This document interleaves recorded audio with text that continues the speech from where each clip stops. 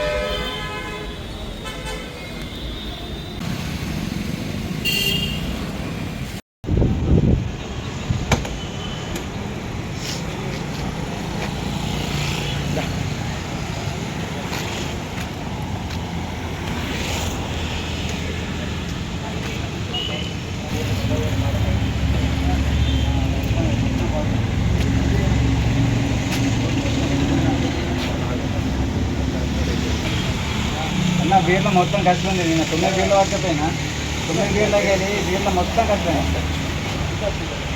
పాకులు మొత్తం పాకురే కాదన్నా ఈ మనిషి అని మనకు సంబంధం లేదు కదా. ఎందుకంటే మన వర్కర్లు మనకు అక్కడికి వెళ్ళి ఆర్డర్ కొడుతారు, మనకు వస్తాయి కదా. ఎట్లుందంట చూడు మొత్తం వేరే వేరే సార్ కంపెనీ ఫోన్ చేయమని చేస్తాను. ఏందో మొత్తం పెద్ద వర్కర్ అదే అన్న ఫోన్ చే కంపెనీ వాళ్ళకు మైక్ నెంబర్ సరే వేరే ఏమైనా ఉంటే కూడా అట్లనే ఉన్నాయా? మంచిగా ఉన్నాయి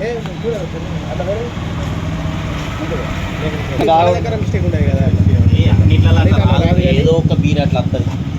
నైట్ వద్దాం, నిన్న నైట్ వద్దాం అనుకున్నా, నిన్న నైట్ రాలేను. మళ్ళీ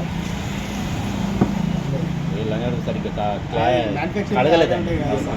మనం ఏం చేయరా తిని మనం తయారు చేసేది కాదు, మనం చేసేది కాదు. పక్కకు వారేరా స్టాక్ వస్తుందా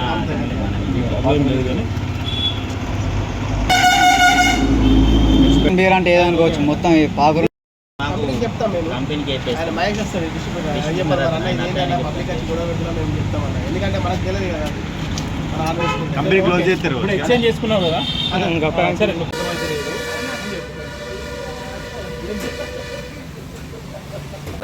జగిత్యాలు ఉంటున్నా. గత 15 రోజుల నుంచి నేను బీర్ తాగలేను. శ్రవణం ఒక పొద్దులని వాచింగ్తో శ్రవణం అయిపోయిందని నిన్న ఫ్రెండ్స్తో కలిసి బయటికి బంచ్ కడికి వచ్చినాం. బీర్ తీసుకున్నా. అయిన తర్వాత నిన్న ఏమైందంటే బీర్ కొన్నాక మళ్ళీ చూసే వరకు మొత్తం పాకుడు ఉంది. ఇక బీర్ తాగితేనే పక్కకి పెట్టేసిన. మళ్ళీ వాళ్ళు వచ్చి మార్నింగ్ వచ్చి ఇక్కడ షాప్ కాడ ఇచ్చేస్తే ఇక కొత్త బీర్ అవుతున్నా, లేకపోతే మధ్యలో తయారవుతున్నాయి.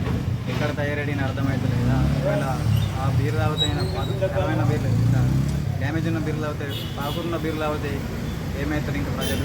వేసే మేము చూడకుండా తాగుతాయి, మా ఆరోగ్యానికి ఏమైపో ఎవరు బాధితులు అయ్యేటోళ్ళు మా ఫ్యామిలీకి.